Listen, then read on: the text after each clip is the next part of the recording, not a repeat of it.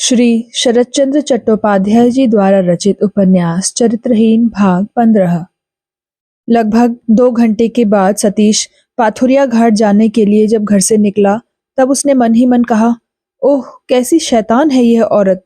अच्छा हुआ चली गई, जान बची, मेरे सिर पर से भूत उतर गया।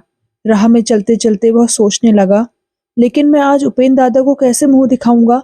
आग में हाथ डालने से क्या होता है, इस बात को वह जैसे निश्चित रूप से जानता था, वैसे ही अपने बचपन के मित्र और साथी उपेंद्र बाबू को भी अच्छी तरह पहचानता था। इस बात को उससे अधिक कौन जानता था कि ऐसे अपराध को उपेंद्र कभी क्षमा नहीं कर सकते। जन्म से लेकर अब तक के स्नेह का भी वह इस बारे में लिहाज नहीं करेंगे। इस नीति विरुद्ध कार्य को किसी कीमत पर माफ न करेंगे। किरणमयी के घर का सदर दरवाजा खुला हुआ था। उस जगह पर आकर सतीश चुपचाप खड़ा हो गया और घर में घुसने के पहले सब बातों पर एक बार फिर अच्छी तरह गौर करने लगा।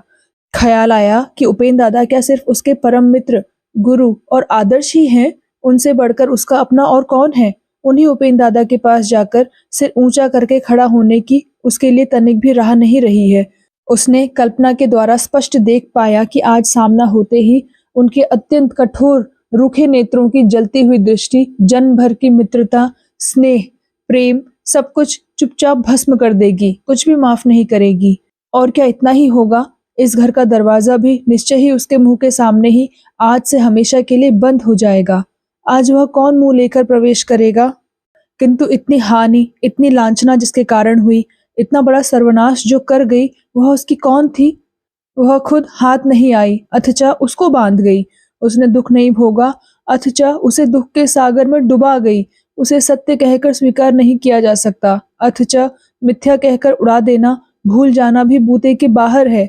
एक लंबी सांस छोड़कर सतीश ने मन ही मन कहा, सावित्री तुमने दुख दिया है, इसका दुख नहीं है, लेकिन सच और झूठ मिलाकर कैसी विडंबना में तुम मुझे बांध कर डाल गई।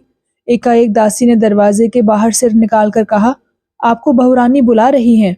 सतीश ने चौंक कर देखा, पूछा, उपेंद्र बाबू आए हैं? दासी ने जवाब दिया, हाँ कल बहुत रात बीते। सतीश ने पूछा, और उनके छोटे भाई भाभी? दासी ने गर्दन हिलाकर कहा, कोई नहीं, वह अकेले आए हैं। जब से आए हैं हमारे बाबू के ही पास बैठे हैं। सतीश ने पूछा, बाबू का क्या हाल है? दासी ने सांस छोड़कर कहा, अरे बाबू, जब तक सांस चलती है। सतीश ने क्षण भर चुप रहकर प्रश्न किया, भाभी कहाँ हैं? दासी बोली, अभी अभी नहाकर रसोई घर में गई है। सतीश और कुछ न पूछकर दबे पैरों, भस्मक पैरों की आहट बचाकर सीधा रसोई घर में चला गया। जान पड़ता है किरणमयी उसकी राह ही देख रही थी। सतीश के दरवाजे के पास पहुंचते ही उसने उत्सुकता के साथ पूछा, भीतर न आकर बाहर खड़े हो? यह क्या देवर, मुंह उतरा हुआ, आंखें धसी हुई, रात को सोए नहीं क्या? प्रश्न सतीश के कान में पड़ते ही उसका चेहरा क्रोध से लाल हो जाने के साथ ही फौरन बुझकर राख जैसा सफेद पड़ गया। बोला, हाँ रात भर जागकर मैंने उसके साथ आमोद आह्लाद किया है। सुनकर संतुष्ट हुई ना? और यहाँ अब पैर ना रखूं, यही तो कहना चाहती हो? लेकिन उस छोटे आदमी उपेंद्र बाबू से कहो, मुझसे पूछता तो मैं सच ही बोलता।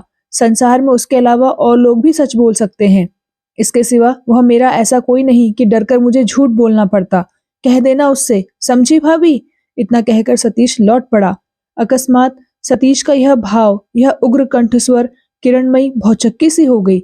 सतीश को बड़े घर का दरवाजा पार करते देखकर किरणमयी ने व्यस्त होकर रसोई घर के बाहर निकलकर पुकारा, जाना नहीं देवर, सुनो।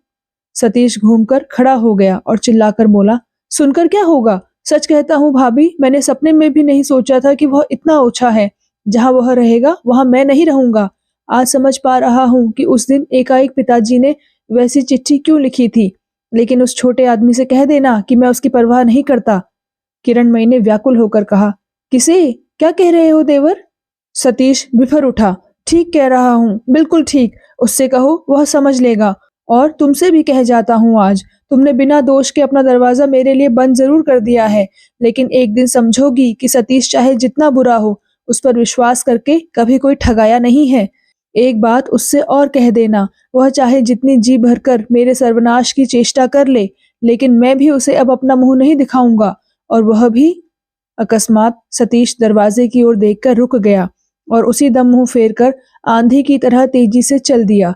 उसी की दृष्टि का अनुसरण करके किरणमयी की भी दोनों आंखें पत्थर की मूर्ति की तरह सन्नाटे में आकर स्तब्ध खड़े हुए उपेंद्र के मुख पर जा पड़ी। सतीश का चिल्लाना सुनकर उपेंद्र बाबू रोगी के पलंग के पास से उठ आए थे और कोठरी के किवाड़ कुछ खोलकर खड़े हुए सुन रहे थे। किरणमयी ने एक बार सोचा कि उपेंद्र बाबू जानना चाहेंगे कि मामला क्या है, लेकिन उन्होंने कुछ भी नहीं कहा। चुपचाप किवाड़ भेड़कर भीतर चले गए। किरणमयी के विस्मय की सीमा न थी। यह क्या हुआ? सतीश अपने उपेंद्र दादा का उनके मुंह पर ही इस तरह अपमान कर गया। रसोई घर में लौटकर स्वप्नविष्ट की तरह वह हाथ के कामकाज करने लगी, किंतु उसके मन के भीतर एक गहरा क्षुब्ध विस्मय हजारों रूप रखकर निरंतर चक्कर लगाता हुआ घूमने लगा। क्षण भर के लिए वह यह भी भूल गई कि उसके घर में एक भारी विपत्ति सिर पर खड़ी है। केवल यही सोचने लगी कि सतीश कल शाम के बाद ही तो यहाँ से लौटकर अपने डेरे गया है। उसके बाद रात भर में ऐसी क्या घटना घटित हो सकती है जिससे वह ऐसा उन्मत्त आचरण करके चला गया। अथच उपेंद्र ने एक भी बात नहीं पूछी। उसे जान पड़ा था कि क्षण भर के लिए उपेंद्र के सूखे हुए कठिन मुख पर जैसे असह्य विस्मय फूट पड़ा था, लेकिन कौन जाने यह सच है या उसी के मन की कल्पना। उपेंद्र चुपचाप लौटकर मृत प्राय रोगी के पलंग पर एक किनारे जहां पहले बैठे थे फिर बैठ गए। वह स्वभाव से ही बड़े धीर और समझदार थे। सहसा किसी के अनुकूल या प्रतिकूल कोई राय नहीं बनाते थे, किंतु उनकी वह सहज निर्मल विचार करने की क्षमता तब किसी तरह नहीं रह सकी थी जब कल रात को सुरबाला वगैरह को ज्योतिष बाबू के घर पहुंचाकर आधी रात के समय अकेले हारान बाबू के कमरे में प्रवेश किया था। हारान बाबू का श्वास कष्ट बहुत अधिक बढ़ गया है। उनके भीतर संज्ञा या होश है या नहीं यह भी अनुमान करना कठिन है। चारों ओर ताककर उन्हें मामला बहुत ही भयानक जान पड़ा, लेकिन कहीं चंचलता या घबराहट का नाम भी नहीं। पहले उन्होंने जो दो एक मृत्युशैया देखी थी उनके साथ इसका लेश भर भी मेल नहीं। रोगी के सिरहाने एक तेल का दिया बहुत ही धुंधला सा जल रहा था। माता कमरे के एक कोने में चटाई पर पड़ी उस समय भी सो रही थी। केवल किरणमयी जागती हुई बैठी थी, किंतु उसके भी व्यवहार में या गले की आवाज में रत्ती भर भी शंका या उद्वेग का लक्षण न देखकर उन्हें निश्चय हो गया था कि वह भी जैसे स्वामी के मरने की राह देखती हुई बैठी है। माता का भी जैसे न जाने कैसा निर्विकार भाव है। वह स्वयं अपने रोग और रोगी शरीर के लिए ही अस्थिर है। कल रात को उपेंद्र ने जैसे बहुत ही स्पष्ट देख पाया था कि केवल मृत्यु की विभीषिका ही इन दोनों औरतों के बीच नहीं है, बल्कि बर्फ होकर बचा रहना ही जैसे एक बांध बन गया है, जो इस छोटे से परिवार के सुख दुख के प्रवाह को रोककर और कूड़ा करकट जमा करके भीतर ही भीतर अत्यंत पीड़ित कर रहा है। चाहे जिस तरह हो, इसके अवरोध से छुटकारा पाकर ही इन्हें कुछ राहत मिल सकती है। उपेंद्र अभी तक किरणमयी को पहचान नहीं सके, इसका मौका ही उनको नहीं मिला, लेकिन सतीश ने पहचान लिया था। इसी से पहले पहल जिस दिन इन्होंने हारान के बुलाने से इस घर में पैर रखा था, उस रात का किरणमयी का व्यवहार सतीश भूल तो गया ही था, तथा उसने अपने रूखे आचरण और उजड्डपन के लिए 100 बार अपराध स्वीकार करके, हजार तरह से शर्मिंदगी जाहिर करके उससे क्षमा प्राप्त कर ली थी और भाई की जगह भी दखल कर ली थी। लेकिन उपेंद्र के मन में उस दिन जो गहरी लकीर पड़ गई थी वह तो थी ही, उसके ऊपर कल रात की किरणमयी की स्मृति ने उस लकीर पर काली स्याही भरकर अस्पष्टता के लिए तनिक भी जगह कहीं नहीं छोड़ी। इन दोनों नारियों के संबंध में इतने दिनों तक उनके मन का भाव किस विशेष आकार में था, इसको उन्होंने अब तक अपने निकट भी आलोचना करके स्थिर कर लेना नहीं चाहा था। यह बात जब जब मन में उठी तब तब उन्होंने बलपूर्वक उसे दबा दिया था, लेकिन गत रात्रि को घर में आने पर अपने साथ वकालत करने का फिर उन्हें समय ही नहीं रहा। क्षण भर में ही उनका मन अप्रसन्नचित हारान की मां के विरुद्ध खीज और किरणमयी के विरुद्ध गहरी घृणा से भर गया। इसके क्षण भर बाद किरणमयी जब गर्म दूध और चाय की प्याली लेकर कमरे में आई, तब उपेंद्र ने अपनी दोनों आंखें रोगी के ऊपर ही टिका रखी और उसने जब दूध और प्याली उनके सामने यत्न के साथ रखी, तब उसे छूने को भी उनके समस्त अंतःकरण हाथ सिकोड़कर बैठे रहे। सवेरे सतीश के आने जाने की अघोरमयी को खबर नहीं हुई। उस समय वह नीचे अपने काम में लगी थी। इस समय दबे पैरों कमरे में आकर और लड़के की ओर देखकर रोने लगी। किसी ने उन्हें सांत्वना नहीं दी, मना नहीं किया। एकाएक चाय की प्याली पर नजर पड़ते ही रोने के ही स्वर में उन्होंने प्रश्न किया, क्यों बेटा, चाय नहीं पी? उपेंद्र ने संक्षेप में कहा, ना। अघोरमयी अत्यंत व्यग्र हो उठी, बोली, ना ना, यह ना होगा बेटा, सारी रात जागते रहे हो। भगवान न करे अगर तुम्हारी तबीयत खराब हो गई तो मैं तो बेमौत मर जाऊंगी उपेंद्र कुछ नहीं बोले, केवल अघोरमयी के मुख पर एक बार बहुत ही विरक्त नजर डालकर वह फिर कुछ देर के मेहमान रोगी की ओर ताकने लगे। उस प्रखर दृष्टि का अर्थ समझना अघोरमयी के वश की बात नहीं थी। वह बार बार हट करने लगी, किंतु उस दृष्टि का अर्थ किरणमयी समझ गई। इस घर में इस मृततुल्य संतान के पास पराये लड़के के लिए माता का ऐसी उत्कट व्याकुलता प्रकट करना कितना भद्दा और विसदृश दिख पड़ा, यह उसकी तीव्र बुद्धि से छिपा नहीं रहा। किंतु वह चाहे जो हो, इसका कारण भी कोई अनुमान नहीं कर सका कि इस एक तुच्छ अनुरोध के विरुद्ध उपेंद्र क्यों ऐसा दृढ़ प्रण करके अटल बैठ गए हैं।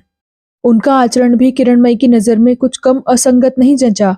यह जिद्दा जिद्दी बंद हुई डॉक्टर के आ जाने से।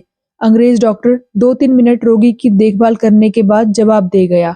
साथ ही यह भी बता गया कि अगली शेष रात के इधर समाप्त होने की संभावना नहीं है। इस समय 10 बजे थे। किरणमयी ने उपेंद्र के कुछ पास आकर मृदु स्वर में कहा, आपको एक बार डेरे पर भी हो आना चाहिए। उपेंद्र ने किसी ओर न देखकर कहा, वैसी कोई जरूरत नहीं है, वे लोग सब जानते हैं। किरण ने कहा, तो भी एक बार हो आइए, अभी तो कोई डर नहीं है, तब तक नहा धोकर थोड़ा सा विश्राम करके लौट आ सकेंगे। उपेंद्र ने जवाब नहीं दिया। किरण ने धीमे किंतु दृढ़ स्वर में कहा, जरा सोच कर देखिए, खाना पीना छोड़कर इस तरह आमने सामने बैठे रहने से तो कोई लाभ नहीं। गाड़ी से आए हैं, कल रात भर जागते रहे हैं, अब फिर अगर रात भर एक ही जगह बैठकर बितावेंगे तो तबीयत खराब हो सकती है। सतीश भैया भी नहीं हैं इस समय, अगर आप इसके सिवा आप बहुत क्लांत जान पड़ते हैं। मैं बैठी हूँ, तब तक आप जरा घूम फिर आइए, मेरी बात सुनिए, उठिए। सहसा उपेंद्र ने सिर उठाकर देखा और फिर तुरंत ही नजर नीचे कर ली। इस तरह इतनी बातें किरणमयी ने और कभी उनके सामने नहीं की थी। इस कंठ स्वर में आक्षेप का लेश भी नहीं, किंतु कैसा दृढ़ है, कैसा कोमल है।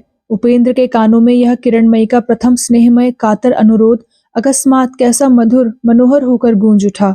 बहुत दिन पहले एक दिन रात को तीव्र कंठस्वर जो कठिन भाषा किरणमयी के मुख से वह सुन गए थे, उसके साथ इसका कितना आश्चर्यजनक प्रभेद है। उपेंद्र ने किसी ओर न देखकर प्रश्न किया, आप लोगों का आज किस तरह क्या होगा? किरणमयी ने कहा, यह बात आप क्यों पूछते हैं? हमारा आज जो दुख का दिन है उसका तो कोई हिस्सा बटा नहीं सकेगा, लेकिन अब आप और देरी ना कीजिए, उठ बैठिए। सत्य बात कहने का यह कैसा अद्भुत शांत कठिन ढंग है। क्षण भर के लिए उपेंद्र सब कुछ भूल गए। उन्होंने विस्मय से फैले हुए अपने दोनों नेत्रों की परिपूर्ण दृष्टि किरणमयी के मुख पर टिका दी। पहले ही उन्हें दिख पड़ी उसकी मांग में आगे की ओर चमकती हुई सिंदूर की लाल रेखा, नारी के सौभाग्य का सबसे श्रेष्ठ चिन्ह। इस जीवन का परम श्रेय अभी बुझा नहीं, जरा सा मैला तक नहीं हुआ। सौभाग्यवती की संपूर्ण महिमा को लेकर पताका की तरह अभी तक गर्व के साथ ऊंचाई पर उड़ रहा है। अकस्मात प्रबल आंसुओं के उच्छ्वास से उपेंद्र एड़ी से चोटी तक कांप उठे। किरणमयी ने यह देख पाया, किंतु इसका आभास तक उसके चेहरे से प्रकट नहीं हुआ। उसने कहा, आप उठिए, मैं उन्हें जरा सा दूध पिला दूं। उपेंद्र ने जरा हटकर कहा, और दवा? किरणमयी व्यथित स्वर में बाधा देकर कह उठी, ना, अब दवा की जरूरत नहीं, बहुत सी दवाइयां जबरदस्ती खिला चुकी हूँ, अब नहीं खिलाना चाहती। उपेंद्र ने कुछ प्रतिवाद नहीं किया, वह भी जानते थे कि दवा देना व्यर्थ है। स्वामी को दूध पिलाकर किरणमयी के फिर से अनुरोध करते ही उपेंद्र उठ खड़े हुए और बहुत जल्दी स्नान भोजन कर लौट आने की बात कहकर दरवाजे तक अग्रसर हुए ही थे कि किरणमयी ने मृदु कंठ से पूछा, आते समय क्या सतीश भैया के डेरे पर हो आवेंगे? उपेंद्र ने घूम कर कहा, क्यों? किरण ने कहा, मेरे यहाँ तो कोई आदमी नहीं है जिसे मैं उनके डेरे पर भेजूं, इसलिए कहा कि अगर एक बार। उपेंद्र को सहसा जान पड़ा कि इस बुलाने भेजने के प्रस्ताव द्वारा उन्हीं को जैसे विशेष रूप से खोंचा दिया गया है। इससे उन्होंने तीखे स्वर में पूछा, आपको क्या कोई खास जरूरत है? यह कंठ स्वर किरणमयी से छिपा नहीं रहा, लेकिन उसने अपने कंठ स्वर के द्वारा इसे जाहिर नहीं होने दिया, बल्कि पूरी तौर से अस्वीकार करके स्वाभाविक व्याकुलता के साथ कहा, मुझे तो इस बुरे वक्त में सभी की जरूरत है उपेंद्र बाबू। इसके सिवा यह भी मैं नहीं जानती कि वह एकाएक आप पर नाराज होकर क्यों चले गए। इसी से सोचती हूँ कि उनको बुलाने की चेष्टा करना क्या अच्छा नहीं होगा? उपेंद्र बाबू मन ही मन और भी खींच उठे। बोले, उसके लिए आप उद्विग्न ना हो, वह तो मेरा मित्र है, उसका भला बुरा मैं ही ठीक कर सकूंगा। हाँ, अगर आपका कोई विशेष काम हो तो मैं उसके पास आदमी भेज सकता हूँ, मुझे तो जाने के लिए फुर्सत ना मिलेगी। किरणमयी ने कोमल स्वर में कहा, यही ठीक है, आदमी भेज दीजिएगा, वह मेरा भी तो भाई होता है ना, इससे उसे आना ही चाहिए। मित्र के साथ झगड़ा करके मित्र से निपटता रहे, किंतु बहन की इतनी बड़ी विपत्ति के दिन उसे त्याग करके वह अगर यह सोचे कि उसने बहन को सजा दी तो मैं उसे सिर झुकाकर ग्रहण नहीं कर सकूंगी। ना ना, उसकी जरूरत क्या है, मैं खबर भेज दूंगा, कहकर उपेंद्र चले गए। अवश्य ही अपने मन में यह स्वीकार कर गए कि कौन किसका कितना अपना हो जाएगा या ना होगा, इसे ठीक करने का भार उनके ऊपर नहीं है। लेकिन तो भी जिस आत्मीयता की धारा ने एक दिन केवल उन्हीं के बीच से राह पाई थी, वह आज उन्हीं को नांग कर बह रही है। इस खबर से उन्हें चोट पहुंचे बिना नहीं रही।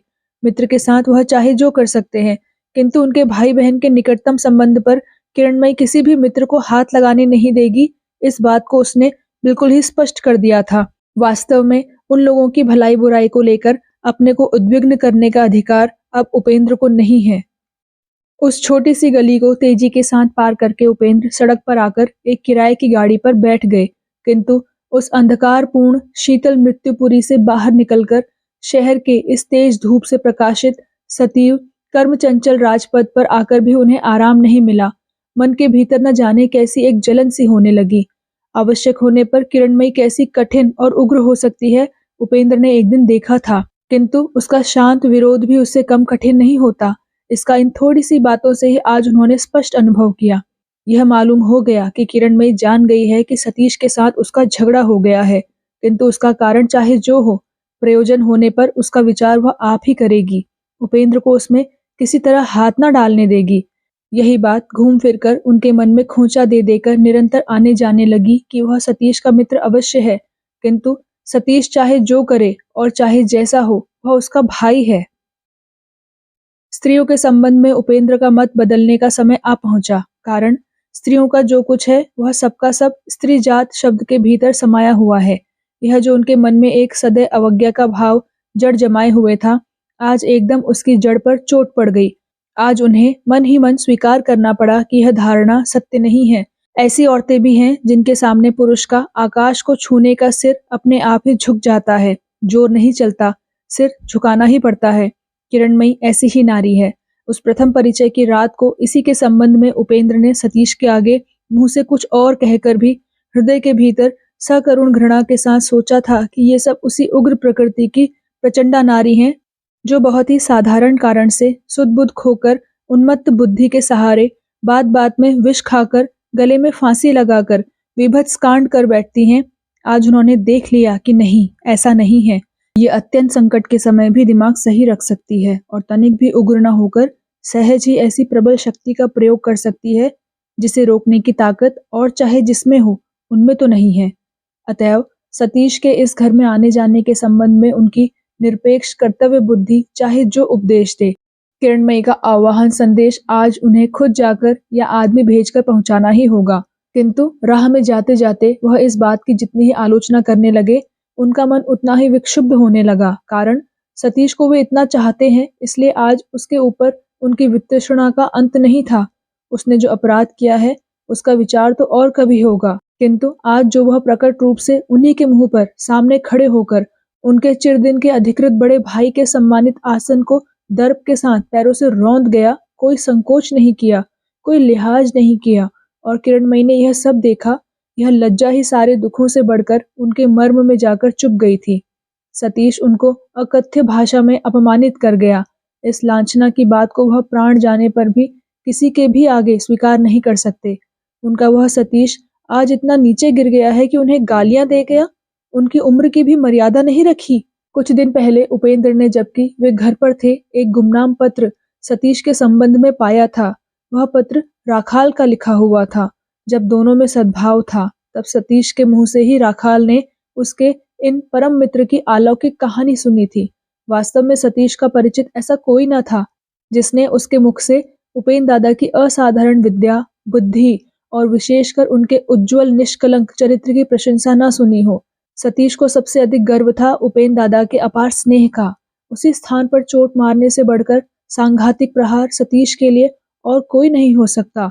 इस बात को धूर्त राखाल ने अच्छी तरह समझ लिया था, लेकिन उस समय उस पत्र का कोई असर नहीं हुआ। उपेंद्र ने उसे पढ़कर फाड़ फूड़ कर फेंक दिया और पत्र भेजने वाले के उद्देश्य से हंसकर बोले, तुम चाहे जो हो और सतीश की चाहे जितनी गुप्त बातें जानते हो, मैं तुमसे भी अधिक उसे जानता हूँ। 2 दिन बाद सतीश के पिता के पूछने पर हंसते हुए कह दिया था, वह अच्छी तरह है, लेकिन जान पड़ता है किसी से लड़ झगड़ कर बैठा है, इसी से पुराना मैस छोड़कर और किसी जगह चला गया है।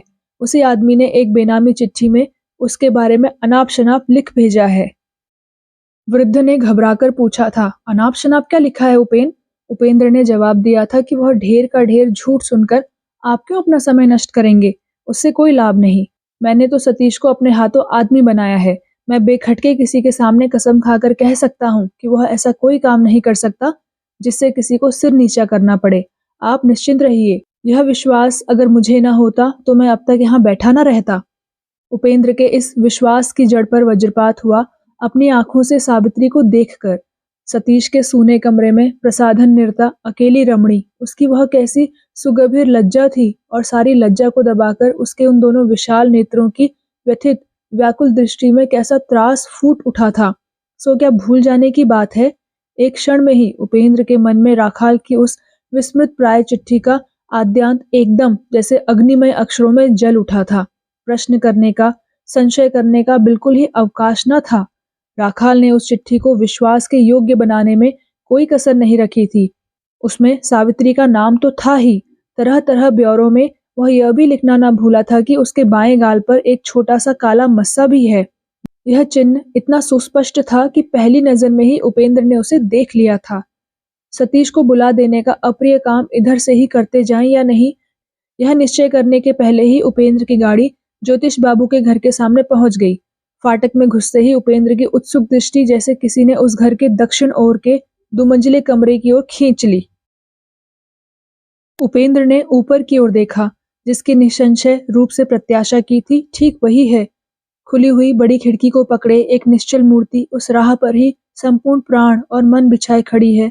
इतनी दूर से कुछ भी अच्छी तरह देखना संभव न था, तो भी उपेंद्र के मन की आंखों से वातायन वर्तिनी के ओष्ठाधर के कंपन से लेकर आंखों के छोर की आंसुओं की लकीर तक छिपी नहीं रही।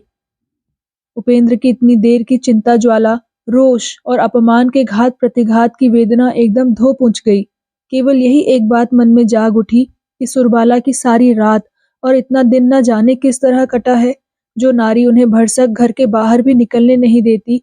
उसने इस अपरिचित शहर में गहरी रात में अस्वस्थ स्वामी को अकेले घर के बाहर जाने देकर इतना समय किस तरह बिताया होगा, यह सोचकर एक ओर जैसे उपेंद्र को हंसी आई, वैसे ही दूसरी ओर आंखों में आंसू भर आए। जान पड़ता है सरोजिनी खबर पाकर वैसे ही दौड़ती हुई आकर बाहर के बरामदे में पहुंची थी। उपेंद्र को देखते ही उसकी आंखें और मुख हंसी की छटा से भर गया। उनके गाड़ी से उतरते ही सरोजिनी कह उठी, बाहर अब मिनट भर भी नहीं, एकदम ऊपर चलिए। उपेंद्र ने भरसक गंभीर मुख बनाकर कारण पूछना चाहा, पर इसके पहले ही वह हंस पड़े। तब सरोजिनी ने हंसते हुए कहा, अच्छे आदमी को कल मेरे जिम्मे कर गए थे आप। ना आप रात भर सोई, ना मुझे सोने दिया। सारी रात कान लगाए गाड़ी की आहट सुनती रही और खिड़की खोले बाहर देखती रही। अरे यह क्या, आप तो चिट्ठी लिखने बैठ गए? ना ना, यह ना होगा। एक बार दर्शन दे आइए, उसके बाद जो जी चाहे करिए, अभी नहीं। बाहर छोटे टेबल के ऊपर लिखने का सब सामान मौजूद था। उपेंद्र ने एक कागज खींचकर कहा, ठीक इससे उल्टा, बल्कि चिट्ठी लिख लेने के बाद आप जो कहें वह मैं कर सकता हूँ, लेकिन उसके पहले नहीं। 5 मिनट से अधिक समय नहीं लगेगा। जी चाहे तो जाकर यह खबर दे आइए। सरोजिनी ने वैसे ही हंसते हुए मुंह से कहा, खबर देने की जरूरत नहीं है, उन्होंने ही मुझे खबर देकर बाहर भेजा है। अच्छा, 5 मिनट में खड़ी रहूंगी, आपको साथ लेकर ही जाऊंगी। उपेंद्र कुछ जवाब न देकर चिट्ठी लिखने लगे। उन्हें यह मालूम ही नहीं हुआ कि थोड़ी दूर पर खड़ी सरोजिनी उनके मुख पर व्यथा और खींच के सुस्पष्ट चिन्हों को गौर से देख रही है। पत्र पूरा करके लिफाफे में भरकर ठिकाना लिखकर उपेंद्र ने सिर उठाकर सरोजिनी की ओर देखा। इसी समय कोचमैन ने आकर सरोजिनी को बतलाया कि गाड़ी तैयार है। उपेंद्र ने पूछा, आप कहीं जा रही हैं? सरोजिनी ने कहा, हाँ, मैंने अपना छोटा पियानो मरम्मत के लिए दिया है, उसे जरा देख आऊं। उपेंद्र ने खुश होकर कहा, तो दया करके आप जरा 2 गलियां घूमकर यह चिट्ठी साइस के हाथों घर के भीतर भेज दीजिएगा, बहुत दूर नहीं है, कहकर उपेंद्र ने सरोजनी के फैले हुए हाथ पर चिट्ठी रख दी। सरोजनी कुछ देर तक सिरनामे की ओर ताकती रही। यह 2 लाइनों का पता और नाम पढ़ने में इतना समय नहीं लगता। इसके बाद सिर उठाकर बोली, सतीश बाबू हमारे घर क्यों नहीं ठहरे? उपेंद्र ने कहा, सतीश तो मेरे साथ नहीं आया, वह तो तब से यही है। यह खबर सुनकर सरोजनी चौंक पड़ी, पर यह सब लक्ष्य करने के लायक उपेंद्र के मन की अवस्था नहीं थी, नहीं तो यह चौंकना देखकर उसे अचरज होता।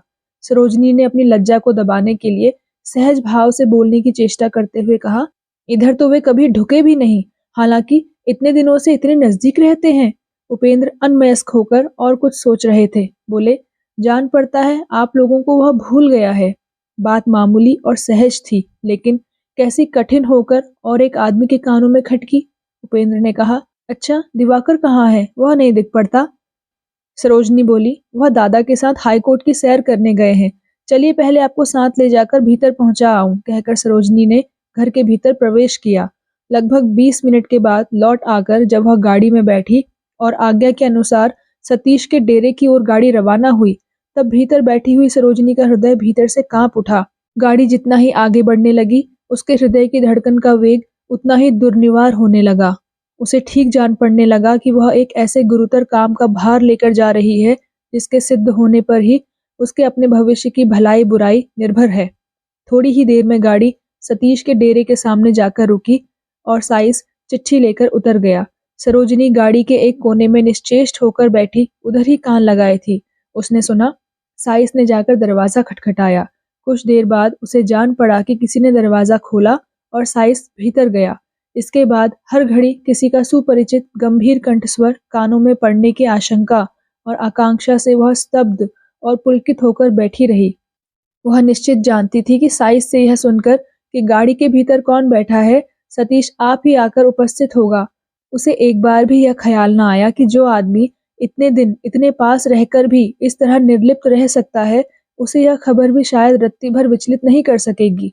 फिर साइस के गले की आवाज दरवाजे के पास सुन पड़ी। दरवाजा बंद भी हो गया। क्षण भर बाद ही साइस चिट्ठी हाथ में लिए अकेला लौट आया। बोला, बाबू घर में नहीं है। घर में नहीं है? क्षण भर के लिए सरोजनी का हृदय मानो सुस्त होकर बच गया। उसने सिर निकालकर कहा, चिट्ठी लौटा क्यों लाया? जा रखा। साइस ने बतलाया कि बाबू कलकत्ते में नहीं है, 10 बजे की गाड़ी से घर चले गए। यह समाचार सुनकर न जाने क्यों एक बार इस घर को अपनी आंखों से देख आने की इच्छा अत्यंत प्रबल हो उठी। उसे रोकना कठिन हो गया, किंतु इसका कारण वह आप भी कुछ नहीं समझ सकी। इसके बाद ही सरोजनी गाड़ी से उतर पड़ी और किवाड़ खुलवाकर घर के भीतर दाखिल हुई। जो रसोइया घर के सामान की रखवाली करता था, उसकी सहायता से सब कमरों में घूम फिरकर जब वह नीचे उतरने लगी, तब रास्ते में रस्सी की अलगनी पर एक अधमैली चौड़ी किनारी की साड़ी पर उसकी नजर पड़ गई। कौतूहलवश सरोजनी के पूछने पर महाराज ने अपनी देहाती बोली में कहा कि यह कपड़ा माजी का है।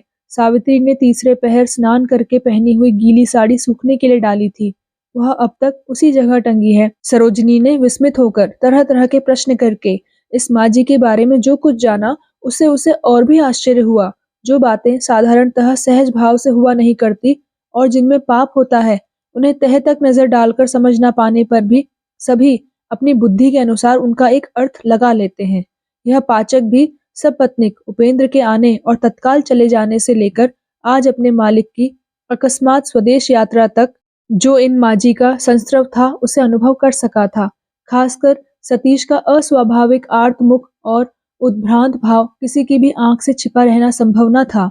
इसी से उसने सावित्री की बीमारी आदि की अनेक बातें कह डाली और एक तरह से यह भी सरोजनी को समझा दिया कि उन्हीं माजी को देखने सुनने के लिए ही उसके मालिक को इस तरह व्यस्त और व्याकुल होकर एकाएक चले जाना पड़ा है। सरोजनी को यह एक नई बात मालूम हुई कि उपेंद्र वगैरह पहले इसी घर में आए थे और यहाँ सामान तक उतार चुके थे, लेकिन फौरन ही सब उठाकर उसी गाड़ी से चले गए थे।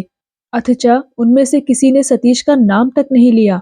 उसके बाद आज यह पत्र स्पष्ट हो गया कि उपेंद्र को अपने मित्र के अचानक चले जाने की कोई खबर नहीं है। अधीर उत्सुकता के साथ उसने इस रमणी के बारे में लगातार तरह तरह के प्रश्न करके उसकी उम्र और रूप की जो सूची पाई, वह सत्य को नांग कर बहुत ऊपर चली गई थी। अंत को लौट आकर वह जब गाड़ी में बैठी, तब उसका पियानो ठीक कराने का शौक जाता रहा और एक अज्ञात भारी बोझ जैसे किसी ने उसकी छाती पर लाद दिया। लेकिन यह नहीं मालूम हो सका कि वह रहस्यमय कौन है और किस जरिए से आई थी। तथापि एक लुका चोरी का अस्तित्व इसमें है, यह छाप सरोजिनी के मन में मजबूती के साथ बैठ गई। सतीश और किरणमयी पर उपेंद्र चाहे जितने रूठे और खींचे हुए हों, उसके कारण अपने कर्तव्य की अवहेलना करना उनका स्वभाव नहीं है। इसी से भोजन आदि कर चुकने के बाद पाथुरिया घाट जाने का ही उनका इरादा था, किंतु घोर थकावट ने उन्हें परास्त कर दिया। उस पर सुरबाला ऐसे बिगड़ खड़ी हुई कि उसका कहा न मानकर चले जाना भी उपेंद्र के बूते के बाहर हो गया। सुरबाला ने स्वामी के शरीर को छूकर पंखे की लटकती हुई रस्सी दिखाकर बहुत ही संक्षेप में, सीधी और स्पष्ट भाषा में कह दिया कि इस अस्वस्थ शरीर से विश्राम किए बिना अगर तुम चले जाओगे तो मैं फांसी लगा लूंगी, फिर बाहर चाहे जितना काम क्यों ना हो। उपेंद्र तब निष्फल, वाग वितंडा ना करके शैया का आश्रय लेकर देखते ही देखते सो गए। कई घंटे के बाद उनकी उत्कंठा से भरी हुई नींद जब खुली, तब दिन बाकी नहीं था। वह जैसे ही हड़बड़ाकर उठे, वैसे ही पास के स्टूल पर रखी हुई चिट्ठी पर उनकी नजर पड़ी। उठाकर देखा, चिट्ठी वैसे ही बंद थी। चाहे जिस कारण से हो, वह सतीश के हाथ में नहीं पहुंची। आहट पाकर सुरबाला ने कमरे के भीतर आकर कहा, सतीश भैया यहाँ नहीं है, 10 बजे की गाड़ी से चले गए हैं। खबर सुनकर उपेंद्र का चेहरा स्याह पड़ गया। पहले ही ख्याल हो आया कि इस अपरिचित शहर के भीतर हारान की शीघ्र ही होने वाली मृत्यु के बाद का सब काम उन्हें अकेले ही करना पड़ेगा। ओह, कितना काम और कितना भीषण निदारुण! लोगों को बुलाना, चीज वस्तु जमा करना, तुरंत की विधवा स्त्री और माता की गोद से एकमात्र संतान की मृत देह को छीन कर ले जाना। मर्मांतक शोक के करुण दृश्य की कल्पना करके ही उनका सारा शरीर पत्थर की तरह भारी हो गया और सारा चित्त पाथुरिया घाट के प्रतिकूल मुंह फेर कर खड़ा हो गया। अपने अनजान में ही भीतर सतीश के ऊपर कितने निर्भर हो गए थे, यह अब अभिमान और अपमान के आवरण को फाड़कर स्पष्ट दिख पड़ा। ये सब काम बिल्कुल ही उपेंद्र की प्रकृति के विरुद्ध हैं। भरसक कभी वह इसमें नहीं पड़ना चाहते थे, लेकिन सतीश के लिए वह कितने सहज हैं। देश में ऐसा कोई आदमी नहीं मरा जिसके अंतिम कृत्य में सतीश अपना सुस्त सबल शरीर लेकर सबसे पहले उपस्थित ना हुआ हो और समस्त अप्रिय कार्य चुपचाप बिना आडंबर के संपन्न ना कर गया हो। ऐसे दुखमय समय में सभी सतीश को खोजते थे और उसके आ जाने पर शोक पीड़ित विपत्तिग्रस्त परिवार के लोग दुख में भी साहस और सांत्वना पाते थे। वह जब एकदम कलकत्ता छोड़कर चला गया है, तब क्षण भर के लिए उपेंद्र किसी और को देखकर कोई मार्ग नहीं पा सके। सुरबाला ने स्वामी के मुख का भाव लखकर हारान की हालत पूछी, लेकिन सतीश का प्रसंग नहीं उठाया। सरोजिनी ने लौट आकर बात निकालने के लिए बातों ही बातों में जो ब्यौरा बताया था, उसी से सुरबाला ने कल रात की घटना का अनुमान कर लिया था। सतीश उसके स्वामी का कितना घनिष्ठ मित्र है, यह जानने के कारण ही सुरबाला इस प्रसंग को बचा गई। सुरबाला की सांसारिक बुद्धि के ऊपर उपेंद्र को कुछ भी आस्था नहीं थी, इसलिए वह किसी दिन उसके आगे किसी समस्या का उल्लेख नहीं करते थे। किंतु इस समय उन्होंने अपने को ऐसी मुसीबत में पड़ा अनुभव किया कि तुरंत सारी हालत प्रकट कर दी और व्याकुल होकर कहा, मुझे इस विपत्ति में डालकर वह इस तरह चल देगा, यह मैंने सपने में भी नहीं सोचा था। सुरो, इस अपरिचित स्थान में अकेले इसका क्या उपाय करूं? यों कहकर एक असहाय बच्चे की तरह स्त्री के मुंह की ओर ताकने लगे। किंतु आश्चर्य की बात है कि स्वामी के इतने बड़े संकट की बात सुनकर भी सुरबाला के चेहरे पर तनिक भी घबराहट नहीं दिख पड़ी। उसने पास आकर स्वामी का एक हाथ पकड़कर फिर बिछौने पर बिठा दिया और धीर भाव से कहा, तो इतना घबराते क्यों हो? इस कलकत्ते में किसी के बिना किसी का कोई काम अटका नहीं रहता। तुम्हारी चाय तैयार है, हाथ मुंह धोकर चाय पी लो। छोटे लल्ला दिवाकर को साथ लेकर मैं भी चलती हूँ, चलो। उपेंद्र ने अवाक होकर कहा, तुम जाओगी? सुरबाला ने अविचलित भाव से कहा, जाऊंगी क्यों नहीं? किसी नारी के इस दुस्समय में उसके पास रहना नारी का ही काम है। इतना कहकर अनुमति के लिए जरा भी अपेक्षा न करके पास के कमरे से चाय लाकर हाजिर कर दी और दिवाकर को खबर भेजकर आप तैयार होने के लिए तेजी से बाहर हो गई। गृहस्थों के घरों में जिस समय संध्या दीप जल उठे थे, ठीक उसी समय ये तीनों जने पाथुरिया घाट के घर में दाखिल हुए।